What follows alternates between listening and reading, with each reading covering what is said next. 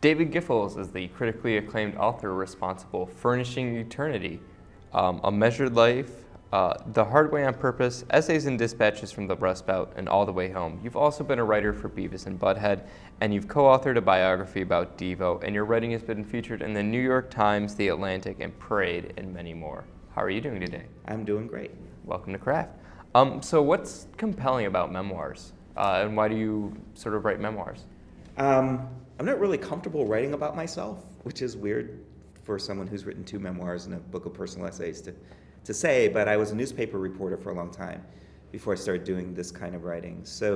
But what I do like about writing about my own life is when I can feel like I'm writing about a life that other people can see themselves in. So whatever topic I've chosen, I've tried to think about who has lived through the same experience and how am I telling a story that they could relate to or maybe learn from or at least feel like there's some version of themselves in the story, so it's not just about me.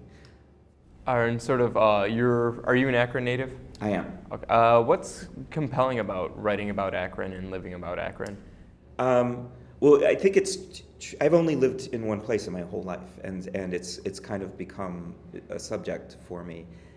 And again, partly because I was a newspaper columnist at the Akron Beacon Journal for a long time. What I found, and I'm sure it's true of anybody who writes about any city, is that the more you look at it, the way a writer looks at something, the weirder it becomes. And so Akron is weird by nature, but even weirder the more you probe it and find stories in it and think about its cultural anomalies and all of that. And it just never stops becoming more weird the more I write about it. What was it like writing for Beavis and Butthead and sort of working on that TV show? It was a blast. I mean, I wasn't trying to make my living as a screenwriter, and I was actually the only person who was working on the show at the time who wasn't like actively, like starving in New York or Los Angeles trying to write screens. It just kind of, I fell into it by accident. And so for me, it was just a lot of fun. Like literally, like my brother and I would get a 6-pack of beer and a legal pad and watch the show and start to generate ideas for episodes. And then, because he was my like secret helper because we basically were Beavis and Butthead. And so I would just pitch ideas and they would usually pick one up every season or so. And I'd write it and, have fun and get a little bit of money and, get to see it on TV. Are there any life experiences that you don't think you'll write memoirs about? That's a great question. I don't know. I mean, I didn't, my last book, my current book, Furnishing Eternity, started out to be, I thought it was going to be about a life experience about a project with my father, which happened to be building my own casket.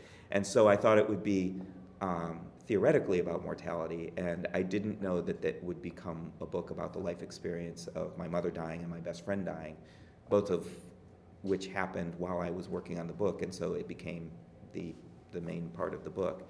So I guess I'm at a point in my life now where if I write about my life again, which I probably will, it's going to probably be something that I don't know yet exactly what it is. So I can't say that there's any part of my life that I wouldn't write about, but it has to be something that would be worth the years of work that it's going to take. Yeah. Now, what made you initially want to build your own coffin? It's a long story, which is why there's a book. But it was more or less a sort of kind of a long-running banter with my wife, who was very traditional and said you need to be buried in a formal casket, and I've always thought that was silly. And so I kind of hit upon the idea that I would be buried in a cardboard box someday. And she rejected that idea completely, which only made me stubbornly cling to it. So it kind of started out, my dad was a master craftsman, and we had built all kinds of things together, and I'm like, well, you and I could build a coffin for practically nothing. And it was like one of those ideas that just kind of hung in the air long enough to become, just might be crazy enough to work kind of thing. So it really was a sort of like lighthearted kind of lark that I set off on, that I kind of got myself into, and then we decided, well, we should really do this. Did you and your dad ever butt heads on the project? Because if I had approached my dad about building my own coffin, he'd tell me I'm crazy. Oh, unfortunately, my father was the worst enabler that a son could ever have. So the crazier the idea, the more he was in on it. And it was like that my whole life with him. So, I mean, by the time the book ends with us completing the process of building my own casket, as soon as that was finished, he turned to me and he said, well, we made all these mistakes on yours, now I'm going to build my own the right way. So he ended up building his own casket after that, and it was a beautiful piece of work. It was like kind of a testament to all of his craft and his sense of humor and his sense of clean engineering and all of that. Well, what goes into building a coffin that like doesn't go into building like any other sort of box, like a trunk? Actually, there's no difference at all. Surprisingly, there are very few restrictions, like industry restrictions or restrictions by cemeteries on what you can be buried in. Most commercial cemeteries, it has to be in a concrete vault, and that's the more important part. Like, as long as the box is worthy of holding a corpse, it's fine. So, there's a funeral director who becomes a character in this book who also gave me a lot of good information, and he said that you could pretty much slap together a few pieces of plywood and you're ready to go. Wow, was there anybody who told you like, no, don't do this, don't go and build your own coffin? No, I seem to have surrounded myself with advisors who are willing to encourage my bad ideas, and not too many advisors who will talk me out of some of the dumb things I've done in my life. Wow, I mean, I guess it takes pressure off your family to like choose a coffin for you. This is true. I think my wife, who was kind of at the beginning of this and was the biggest part of this whole sort of idea behind it, is sort of stuck with this like sort of two-sided coin. Like, she doesn't have to go through the horrible process of, the funeral selection of the box, but by the same token, she has to deal with this finished, big, heavy piece of furniture that will have to be moved at some point, and for some reason, I always assume that it'll be her problem someday. Where do you keep the coffin? Does it do like double duty as like a coffee table in your living room? It is one of the nicest pieces of furniture in our house, and if you walked past it, you probably would have no idea that it was what I'll be buried in someday. It's cleverly disguised as a bookshelf, so it's a rectangular box that's on end, and I fitted it with shelves that can be removed easily and lid put on and ready to go.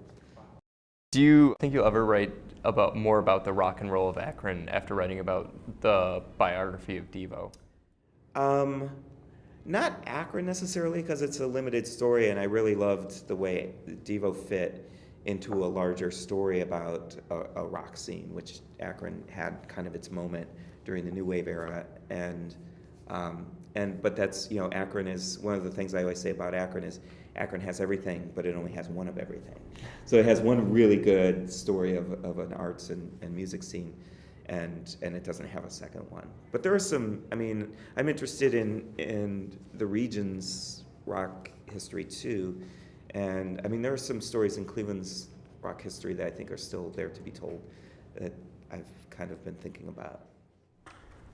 As you grow up and you raise your children, do you think you'll ever write a memoir about your childhood? My previous book, The Hard Way on Purpose, does have a lot of stories about growing up in Ohio. So it's not a childhood memoir per se, but a lot of the essays in that book are kind of the stories I would tell, and I kind of feel like I used them all up. So yeah, I don't know if I've got one. Thank you so much for coming on to Craft today. Thanks for having me. You can find David Giffels' new book, Furnishing Eternity, at the Ohioana 2018 Book Festival. Thank you so much again. Find bookstores everywhere. Oh, and find bookstores everywhere. Okay. Thank you so much. Thank you.